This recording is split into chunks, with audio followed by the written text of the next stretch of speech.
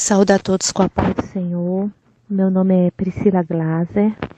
Eu sou da cidade de Silva Jardim, no Rio de Janeiro. Eu gostaria de contar o meu testemunho para que muitas pessoas venham ser alertadas, porque nós estamos nos finais dos tempos e o Senhor está alertando os seus remanescentes. Bem,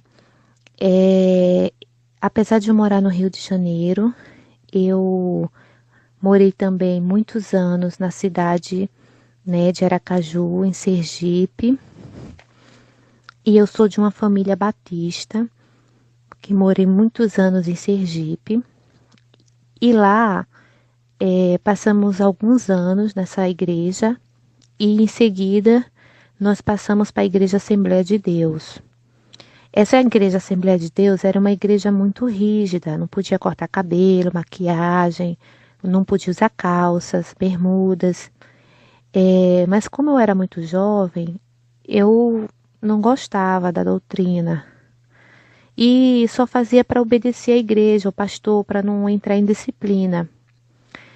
Passado um tempo, nós retornamos para a nossa cidade natal, aqui no Rio de Janeiro, e eu fiquei feliz, porque eu achei que era a oportunidade de eu me livrar, dessa doutrina e fazer tudo o que eu queria, usar tudo o que eu queria. Mas quando eu cheguei aqui, no Rio de Janeiro, nós fomos congregar numa Assembleia de Deus, e para minha surpresa, as Assembleias de Deus, elas eram liberais, elas podiam usar tudo. E eu fiquei muito feliz na época. Comprei muitas calças, bermudas, maquiagem, muitas bijuterias, cortava o cabelo e estava muito feliz. Com o passar do tempo eu me casei e fui morar numa cidade pequena, em Silva Jardim, que é até onde hoje eu moro. E fui congregar em uma Assembleia de Deus também, muito pentecostal, mas essa igreja é uma igreja, apesar de ser pentecostal, ela também liberava usar tudo. E eu me dedicava bastante nessa igreja. Eu ajudava na escolinha, com as crianças, com os jovens. Eu ajudava a fazer o culto, a dirigir, às vezes pregava, ficava responsável pelos arrecadar alimento. Eu trabalhava arduamente na igreja, eu me dedicava de corpo, alma e coração na obra do Senhor. Mas para Jesus isso não era o suficiente.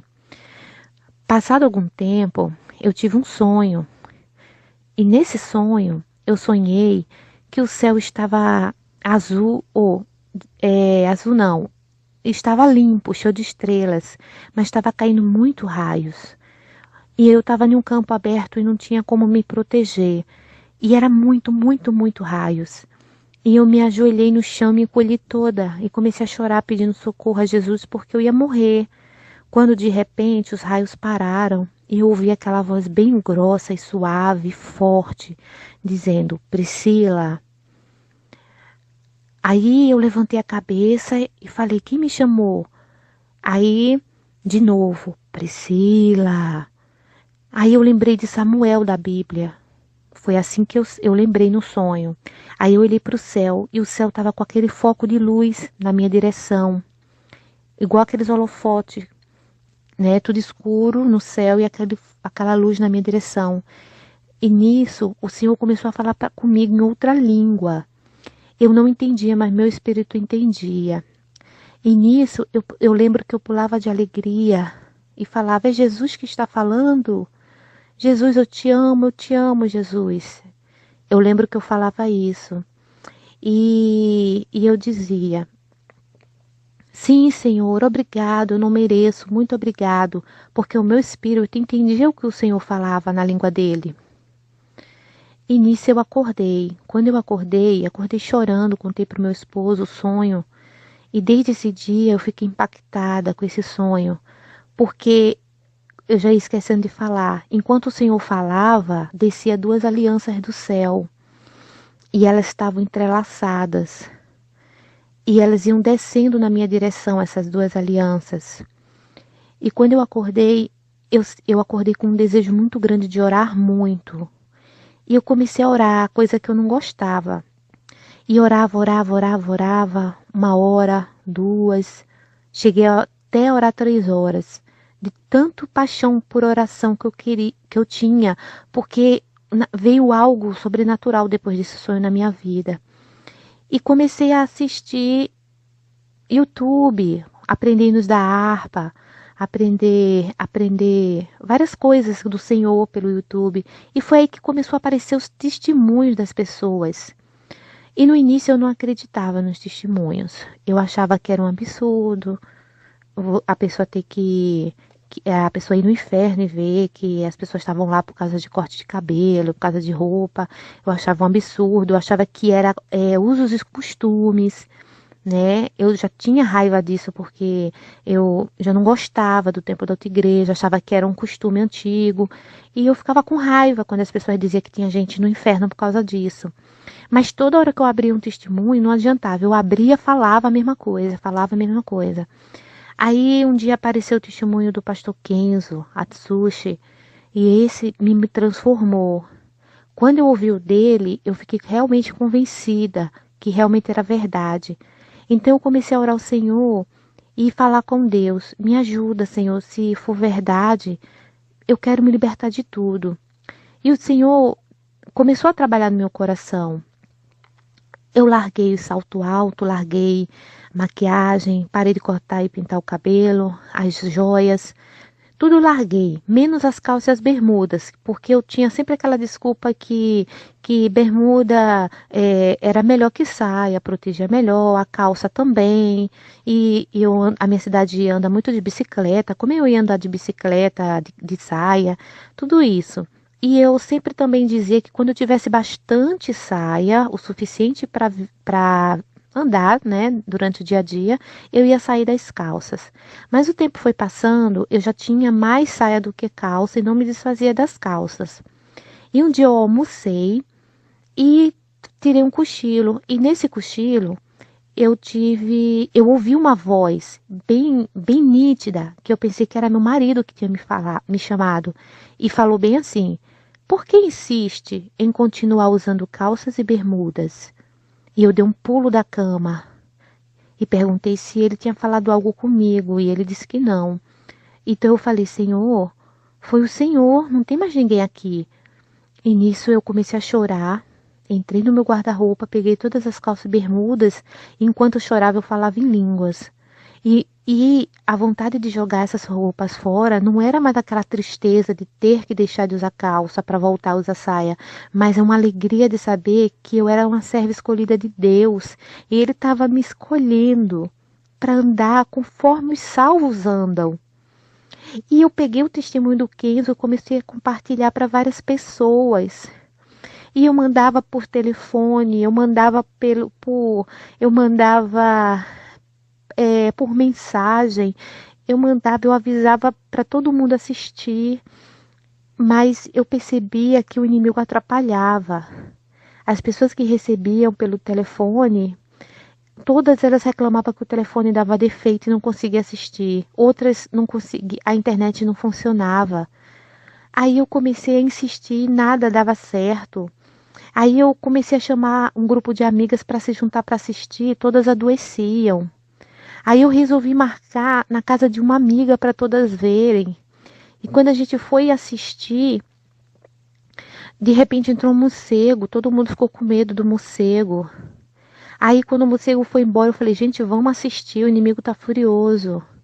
Aí o poste na casa da vizinha, dessa moça, explodiu. Aí todo mundo vai para a rua ficar entretido com o poste pegando fogo. Aí quando eu consegui de novo que as pessoas fossem assistir o testemunho, aí chegou visita. Aí, enfim, a gente não conseguiu assistir o testemunho. Aí eu entendi que era a mão do maligno atrapalhando, porque o testemunho ensinava as pessoas a viver em santidade, na roupa, na aparência, por dentro e por fora. Então, nós fizemos uma semana de jejum para conseguir assistir o testemunho. E só assim nós conseguimos assistir. Então, em uma noite, antes, irmão, eu comecei a perceber que algumas pessoas diziam que esse testemunho era falso. E isso começou a entristecer meu coração. E uma noite eu orei, eu estava muito cansada.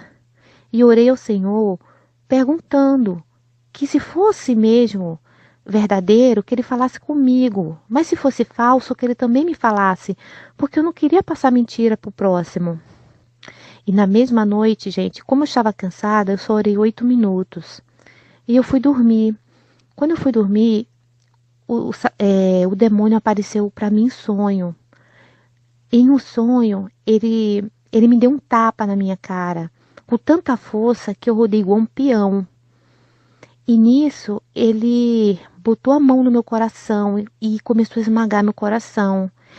E a dor foi a pior dor do mundo. Nunca na minha vida eu senti uma dor tão grande como eu senti quando ele apertou meu coração.